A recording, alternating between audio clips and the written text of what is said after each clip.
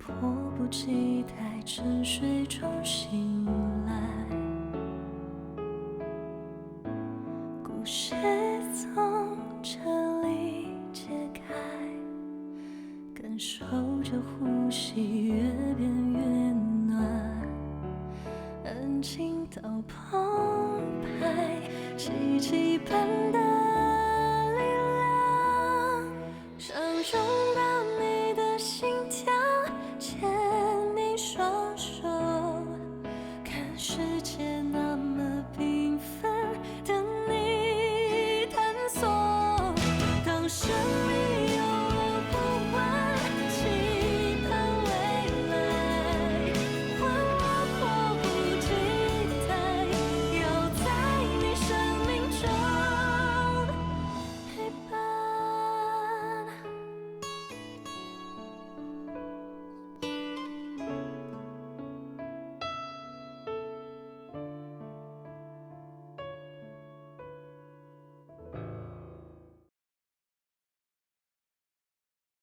我现在会告诉上级医生，尽早的给你们安排手术，也会同时密切的监测胎心的状况。谢谢。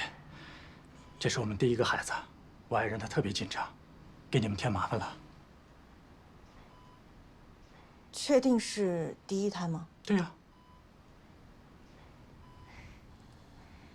那这样，如果有什么是你们忘了，或者是想单独跟我聊的，可以来医生办公室找我，我一直都在。好。我真的要怀疑人生了。那明明就是侧切的缝合伤口啊，明明就生过，怎么两个人都说没生过呢？哎，是不是女的骗男的呀？你骗你老公可以，你别骗我呀！我要是按照头胎给你处理了，万一急产怎么办？而且林医生的病历上清清楚楚写的经产妇，那林医生又是怎么知道的呢？要不要再做个深度的检查？哎呀，检查什么呀？你给人留点余地吧。你看你这眼睛怎么你都不好意思说，还不允许别人有点隐私了？我没整。那你是不是做提升了？刘生你也不松弛啊。没有。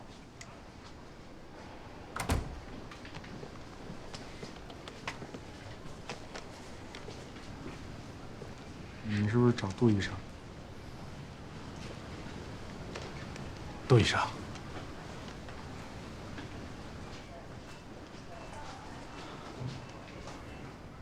很抱歉，前面在病房里没有和您说实话。我爱人现在怀的孩子，不是我们的头一胎。不是，你们别开玩笑啊！这里是医院，是不是头胎还出尔反尔的？就是，刚是谁信誓旦旦说投胎的？对不起，对不起，在我爱人面前，我不能告诉你们实情。18年前，我们有过一个儿子。上高中的时候，也就是3年前，他和同学去户外游玩，被暴雨困在山上，结果发生了意外，人走了。这件事情对我爱人打击太大了，他整天以泪洗面，完全变了一个人。以前的爱哭、爱笑、爱漂亮，这几年他沉默寡言，有时候呆呆坐着，就能坐上一天，一句话都不说。直到她怀上现在的孩子，才突然又振奋起来。可是很快我就发现，她把我们的儿子全忘了。这件事以后，我把儿子的衣服、照片都收起来了。有一天，他翻出我们的合影，指着照片里我们的儿子问：“这个孩子是谁？”我一下都呆住了。可我事后一想，这也挺好，忘了儿子，他就没那么痛苦了，他就能够开开心心的，以迎接投胎孩子的心情，来迎接我们即将出生的孩子。这对他来讲，是最快乐的。所以我拜托大家，拜托你们，能不能帮我瞒着，别让他知道实情。现在的胎儿脐带绕颈，他都已经很紧张了。如果再让他想起过世的儿子，我怕他受不了。也不是不可以，他有什么情况，我都私下跟你沟通。只是，一个儿子养到15岁，又突然全都忘了，你真的确定他的身体没有其他问题吗？我带他做过体检，身体很健康。我想，是不是他太伤心了，所以选择性失忆了？我问过精神科的医生，他们说，这种情况是有可能的。有可能发生？这种说法太模糊了吧？我主要是担心他身体有什么隐藏的其他病情。你们的体检应该也不是在胜基做的吧？嗯。要不这样，我给他再安排一次体检，不然我不放心。那也好，谢谢杜医生。应该的，连血压都很正常。更离谱的是，我给他做了精神检查的量表，完全正常，比我精神还正常。这就奇怪了，还真有人伤心过度、选择性失忆的。这也不符合医学常理啊！哪有失忆没有其他任何症状的？刘院长好。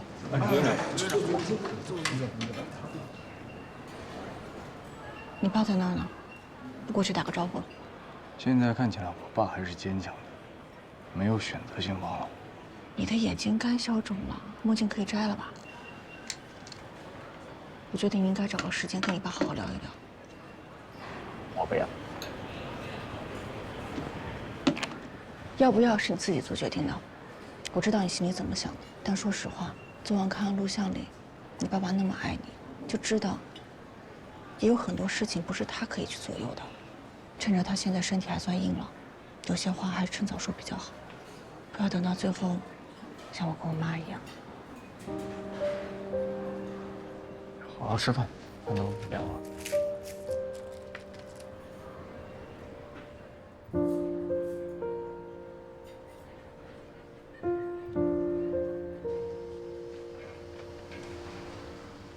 如果是重度抑郁，一定会有生理反应，比如脱发呀、长期失眠呀，还有不同程度的疼痛。他都没有，头发比我多，睡得比我香，要疼早跟医生说了。我跟她聊天，聊最近，还有她跟她老公谈恋爱时候的事，她都记得很清楚。这部分失忆，也失忆得太清楚了吧？哟，学习气氛挺浓啊，不错不错，都知道自己组织学习会，请我了。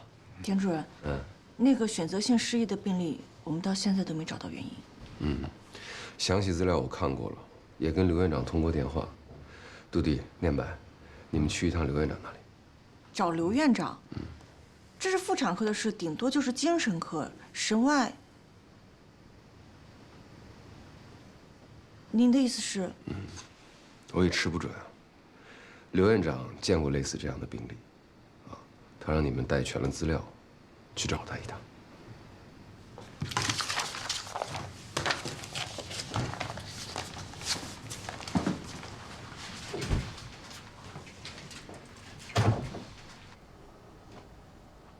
看到没有？这个位置，靠近肌域中枢。刘院长，您怎么知道是脑瘤啊？记忆是脑子管的，那么失忆肯定跟脑部也有关系。神经外科有各种因为脑瘤的压迫和损伤造成的失忆症状的病例。田主任第一时间就找到我了，我已经安排病人做了脑平扫。因为她是孕妇，所以体检的时候就没安排这项。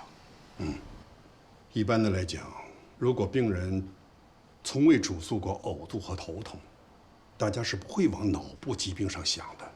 而且脑部肿瘤是一个非常复杂的病，大小和位置的轻微变化都会造成不同的症状。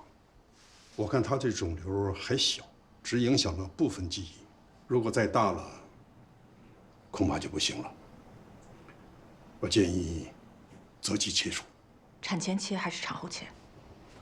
把孩子生了吧，恢复一段时间，待身体状况好了就可以。好，那我赶紧找家属商量一下。谢谢刘院长。去吧。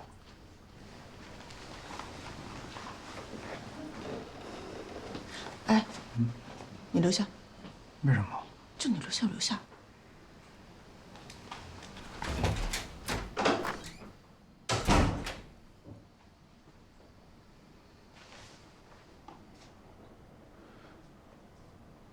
回来以后，还没去过家里吧？没有。那抽空回去一趟。哦。你还有什么要问我的吗？没有。那跟你女朋友走吧。听说你最近感冒了，换了肝儿，免疫力不如从前，就别那么拼了。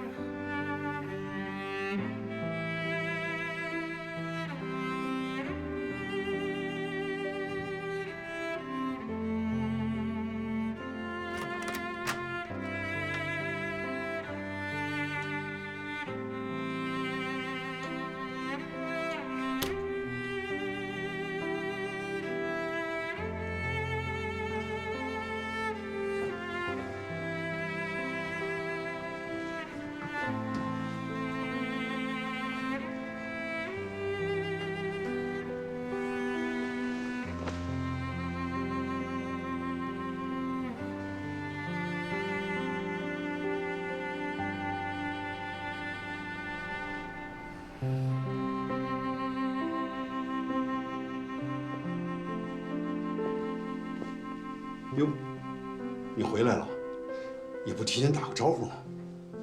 啊，你还没吃饭吧？我去买点菜。不用了，我吃过了。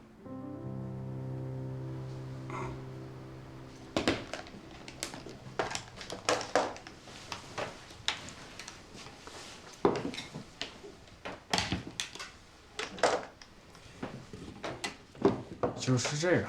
嗯，咱们医院的盒饭，我已经习惯了。怎么不雇个阿姨给你做饭？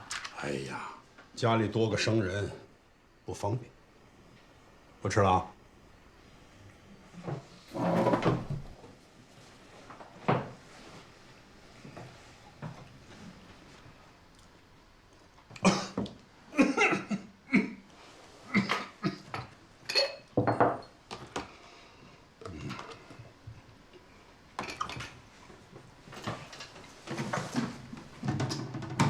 家里怎么连个水都没有？你到底怎么过的这日子呀？难怪把肝弄坏了。行了，别吃了，凉了都。哎呀，没事没事，给你热热。我习惯了。我还以为你一个人日子过得多逍遥，现在看起来就是在自虐。好不容易回来一趟，就别生气了。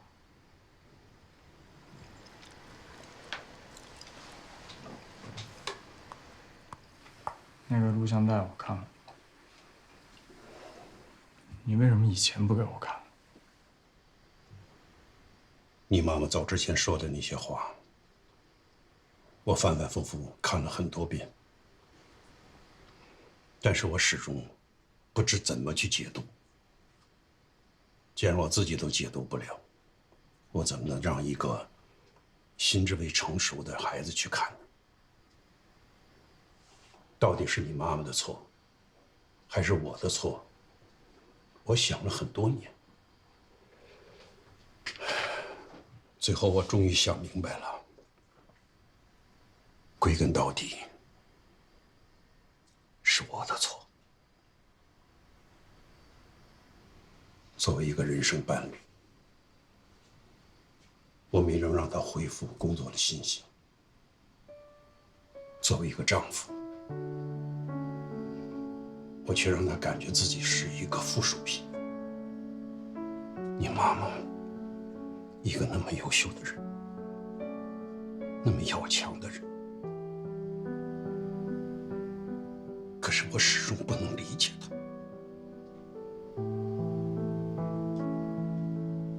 所以，我宁可让你恨我，我也不能让你恨你的妈妈。至少，我们俩能有一个共同爱的人。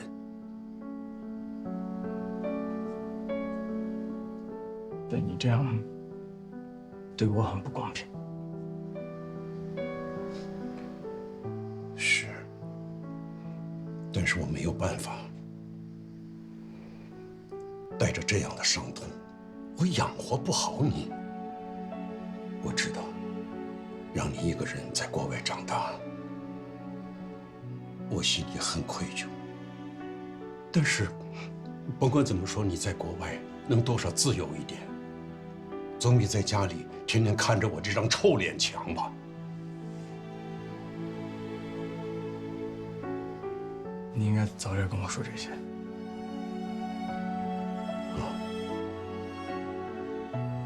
不知道现在让你知道，晚不晚？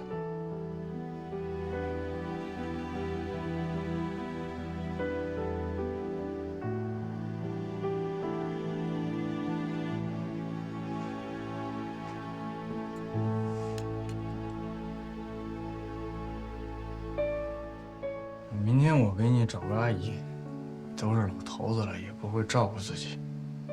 回头万一有什么事儿，还得我伺候你。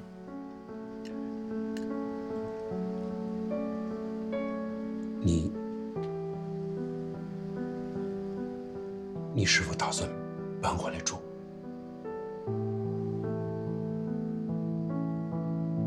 再说吧。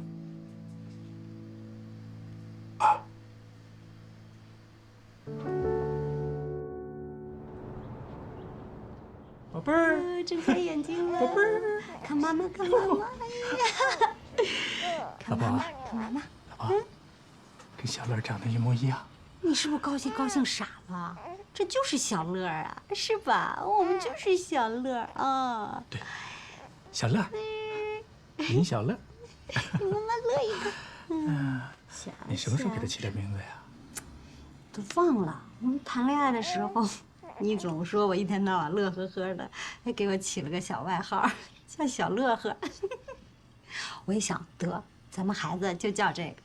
第一个孩子就叫他小乐啊，我们就叫小乐哦。可不，我都给忘了。乐乐，我是爸爸，这是妈妈。哎，对上。恭喜你们！哎，谢谢，恭喜恭喜！林先生，借一步说话。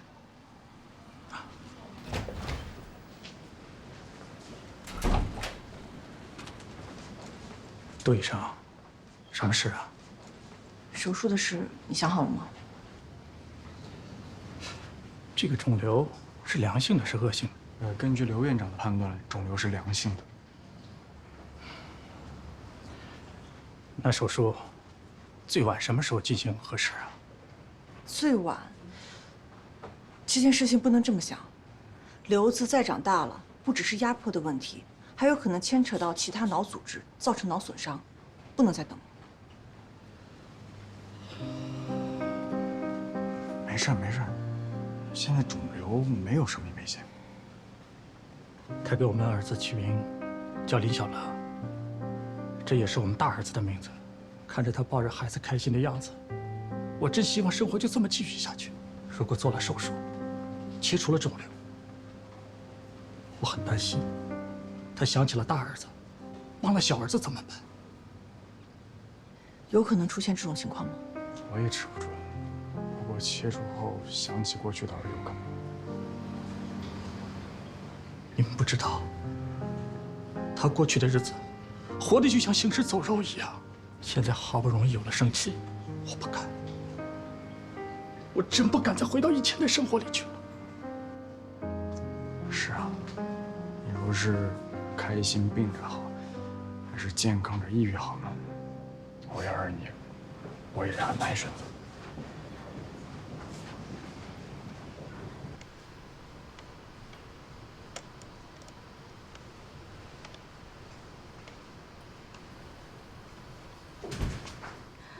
聪瑞还没下班啊？你来了，黄主任。我查一些关于卵巢癌的资料。怎么样？想往妇科肿瘤的方向发展啊？不是，我还是喜欢产科。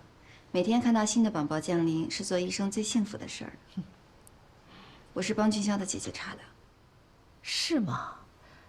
难怪他最近一直心神不宁。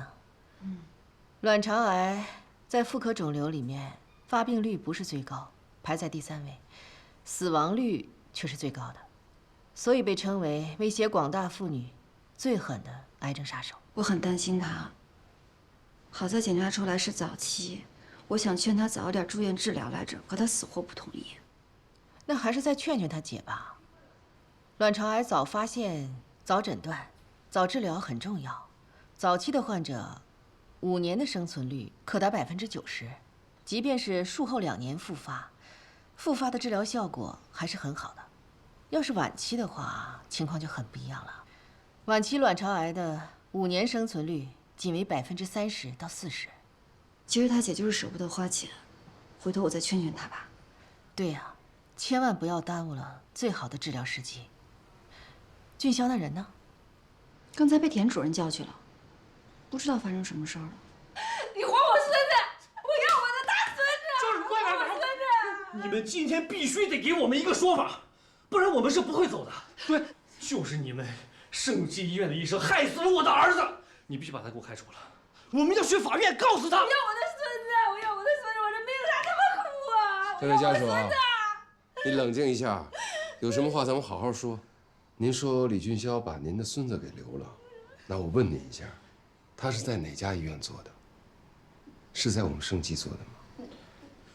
你别只是吵这些没有用的，就算不是在你们圣济医院里边做的这个手术，哎，那这个医生是不是你们圣济的医生啊？你身为他的领导啊，你是不是得负责任呢？对，我不管，我要我大孙子。我负责，有什么事你找我，别在我们医院闹，行吗？王八蛋，干什么呀？就是一个右医。住手！冷静！别胡说！住手！冷静点。投诉就说投诉的事，使用暴力，别怪我不客气啊！保安，拉出去。哎，冷静了再来。干什么？走。小肖，我告诉你，我一直投诉你的，你一定会被开除的。解释解释吧。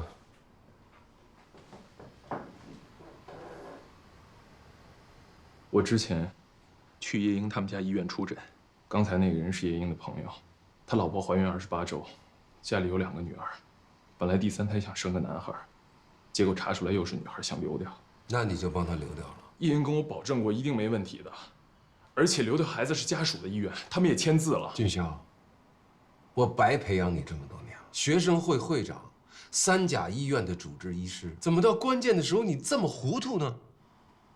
你利用业余时间去兼职，这我不能说你什么，但是你得去家正规的医院吧。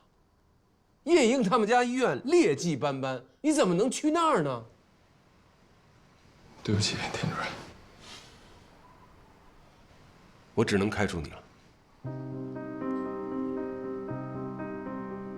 田主任，开除是为了保护你，知道吗？现在这样家属闹来闹去没完没了，对你一点好处都没有。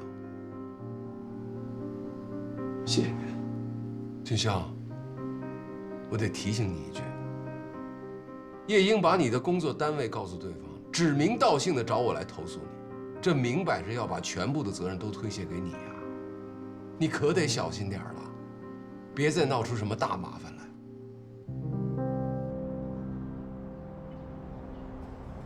他就把体检做了，对身体也好。哎，瑞瑞回来了。你怎么在这儿？啊，那个小冯是来给我们送水果的，你看这哈密瓜多新鲜呀！你今天脸色怎么这么差？没事儿，有点累了吧？那要不要进屋休息休息？你是不是该回去了？明天排了手术吧？你这孩子怎么说话呢？人家刚来。确实有手术。要不我先回去，等有空再来看爸妈。啊，看叔叔阿姨。走了吧。慢走啊。不好意思啊。慢走啊。你们怎么回事？我还问你怎么回事呢，连口饭都不让吃，就撵走了。我看他已经翻篇了，为什么要给人希望呢？瑞瑞，凡事别那么死心眼儿好吗？这之前小峰做了那个结扎手术的时候，我跟你爸也是特别生气，他觉得这个孩子怎么这么不懂事儿啊，自顾自的就把手术给做了。现在我们才知道，他们都是为了保护你呀。你们都知道吧？瑞瑞，你不要给自己那么大的心理负担。如果怀孕风险很大，可以不要孩子嘛。刚才冯远航也跟我们表了态，如果你们能复婚，他可以一辈子都不要孩子。可是我已经跟李俊霄在一起了。李俊霄，他人呢？之前都谈婚论嫁了，我和你妈把喜帖都办好了，可他现在连个人影都见不着。早知道他那么不靠谱啊，就不同意你们俩在一起。宝贝儿，小峰之前是伤过你的心，但是现在你也明白了，他这么做的出发点是好的。听妈一句劝，不如再给他一次机会。你觉得呢？其实我心里面也是感激冯远航的，但是感情失去了，他回不来了，我们俩回不到从前了。瑞瑞啊，既然你的态度那么坚决，那我们也就不勉强你了。不过你和李俊霄的事情啊，我劝你还要慎重考虑，别为了结婚而结婚。如果他不靠谱，你可以一辈子不嫁，待在家里，我们养得起你。我说你们真好，宝贝儿女儿也好。做，不做，做，不做，做，不做，做，不做，做，不做，做，不做。怎么样，得出结论了吗？做还是不做？这个花不行，我再去找一朵。哎，我们都知道应该做，但问题是怎么说服人家做？中国有句古话，只要功夫深，铁杵磨成针。我要潜移默化地感动他们。别费劲了，要我说，等刘子长大了，他们不来也得来。早一点切除，留存的记忆就更多一点吧。有哪个妈妈不想记住孩子呢？就算再伤心，拥有孩子的时候，也是最美好的记忆。我一定要试一试。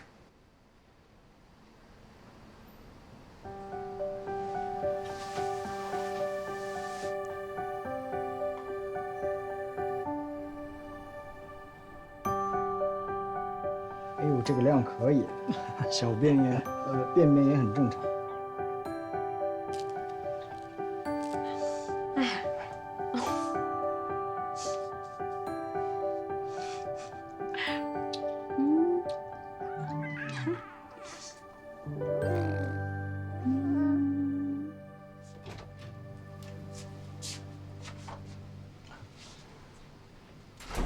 刘医生，这个是消除疤纹的啊，对妊娠纹也特别管用。你等马如姐醒了给她。谢谢。刘医生，你就不用在这里忙了。这几天你为马如忙前忙后的，别的患者还以为你是他的亲属呢。听说跟医生本质上是一样的，都是为了患者好，而且给别人说是家属，我高兴还来不及呢。我知道，你在这里忙是什么意思？你想说服我，同意他做手术是吧？我也没那么明显的意思嘛。别人家遇到这种事儿，夫妻俩都可以商量，可我没法和他商量，所以请你原谅我，我不想让他做手术。做了，可能对他的记忆有前后的影响，但是肯定对他的脑子是更好的。我已经做决定了，我们不做手术，而且明天就出院了。你再考虑一下吧。不用考虑，你走吧。不是，你听我说，我是真的为马如姐好，她的脑瘤不能再拖下去。你别说了，我们不做。你们在说什么？什么做不做的？啊？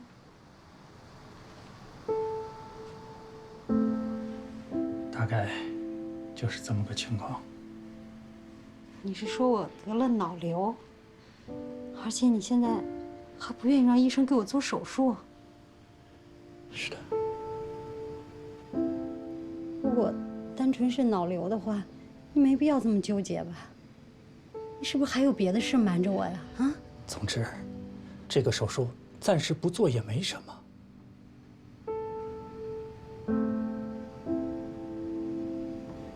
我做。为什么？不为什么，因为我单纯的愿意相信刘医生。大佑啊，咱也不是第一次看医生了，你说说，像刘医生这样尽心尽职的，咱以前真的没遇见过，是吧？一方面呢，是人家不能强迫你；另一方面，是如果过于激进的话，万一有什么问题，人家也不能免责。你看小刘医生，这么拼了命的也要说服你要去做这件事儿，那就证明这件事儿非常的有必要去做，而且他也已经准备好了，为此负责任，是吧？所以我愿意相信他。谢谢，谢谢马如姐的信任。可是，如果做了，可能会有不好的结果，是吗？而且还有好多事儿，你现在不能告诉我，是吗？没事，其实我这段时间心情特别好，但是还是感觉脑子里好像有一团雾，浑浑噩噩的，好像缺了点什么。所以，这个手术我想做。如果做完了以后，万一有什么不好的事儿，我也不怕，因为有你，有小乐陪着我，我们一定什么都能度过去，对吧？对。傻样，乐呵点儿，是吧？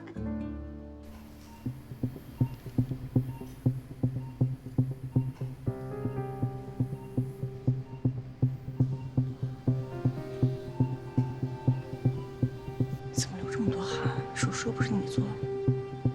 都4个小时了，我太紧张了。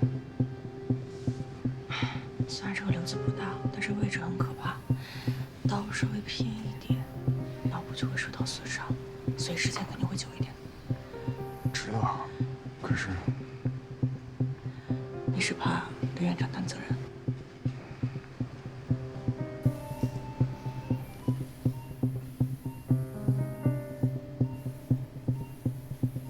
你要相信你爸爸，不管你们关系如何，他也是我们医院最值得信任的省外大专家呢。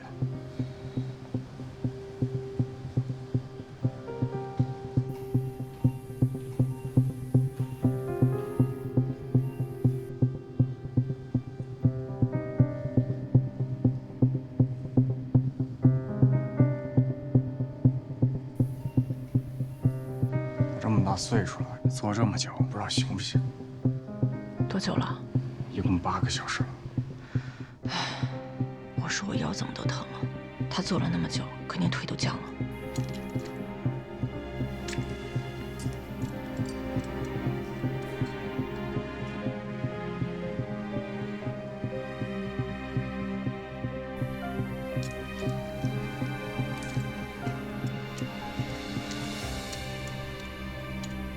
好了，关了吧。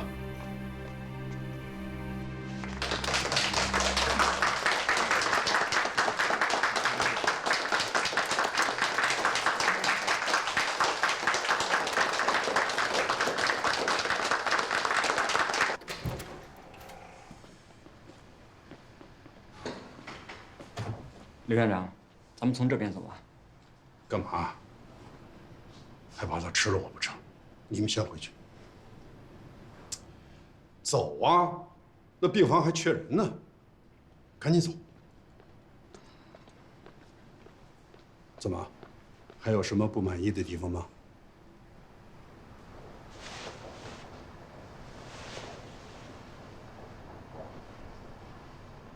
谢谢你，爸爸。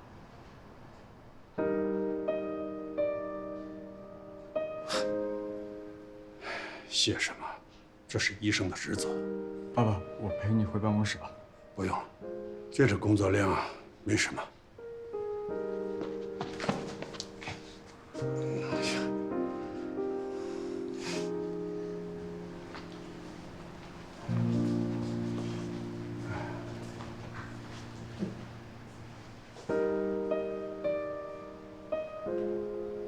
爸爸，爸爸是天啊，有天真好。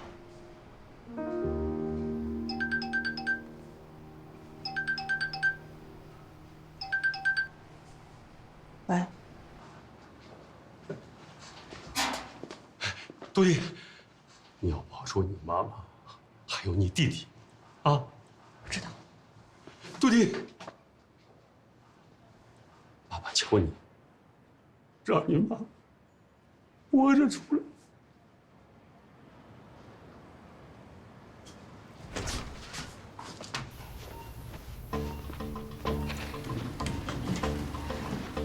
来了，黄主任，我妈怎么样了？你妈妈由于长期插管，气管和消化道已经出现感染，双肾积水，同时血液和肺脏也出现了感染，必须马上为她进行剖宫产，否则这个胎儿也容易感染。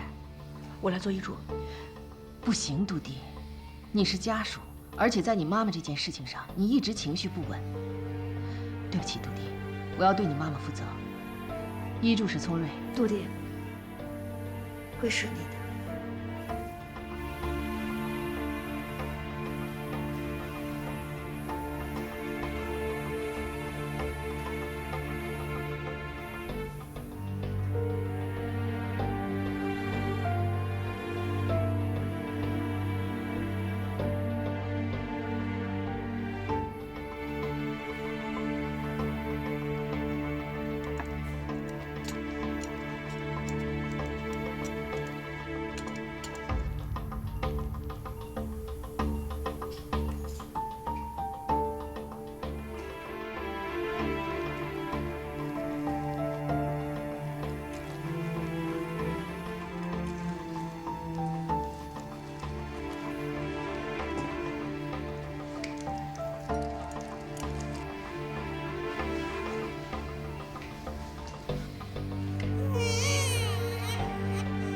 1分钟评分7分，有轻微窒息。不过小宝宝生命力很顽强。我们本来预想了很多种情况，但是都没有发生。我先送到重症监护。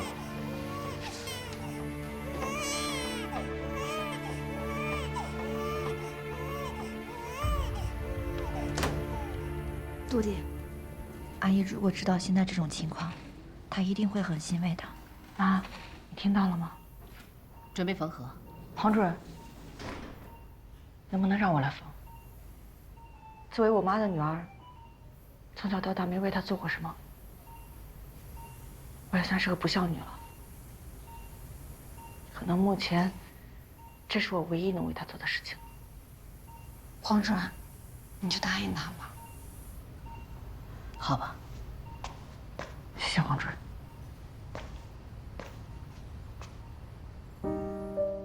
来做你助手。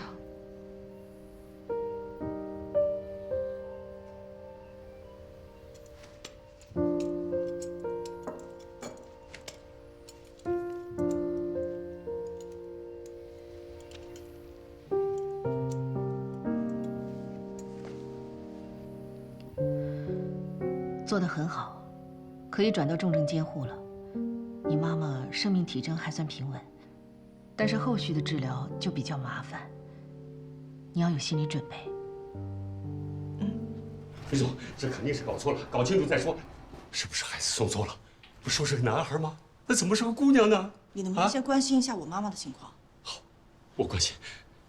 你妈妈怎么样了？啊？手术很成功，但是还在感染。那咱们抓紧时间治啊！你现在先告诉我，儿子呢？送去的这个不是我们家的孩子，对不对？手术室里是不是还有别的产妇啊？你说，刚刚送出来的那个就是你的女儿？不可能，这怎么可能呢？你上次做性别鉴定的时候不说是儿子吗？啊，叔叔，有什么事儿咱们先把阿姨送到重症监护室再说好吗？啊，不行，今天不把话说清楚，你们谁都别想走。别管他，我们走。赶走！你们还我儿子！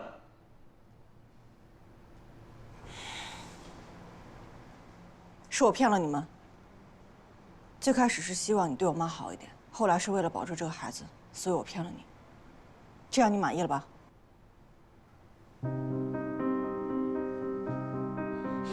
你怎么能这样？你怎么让你妈妈受这种罪？叔叔，冷静点！我打死你这个不孝的人！怎么回事？领导，领导，领导，你得给我说出啊！杜迪给我们做了胎儿鉴定，告诉我说我老婆怀的是个儿子，这才胡骗着我老婆保胎，我老婆都成了植物人了。他熬了这么长时间，就是为了这个孩子啊！没想到生下来就是个女儿。田云山，医院里一直三令五申，禁止非医学需要的胎儿性别鉴定，这怎么回事？这个可能会有点误会，您给我点时间让我调查清楚。啊，院长，家属你先起来，别着急，有什么话我们慢慢讲，不要太激动啊！你得给我做主啊！我儿子。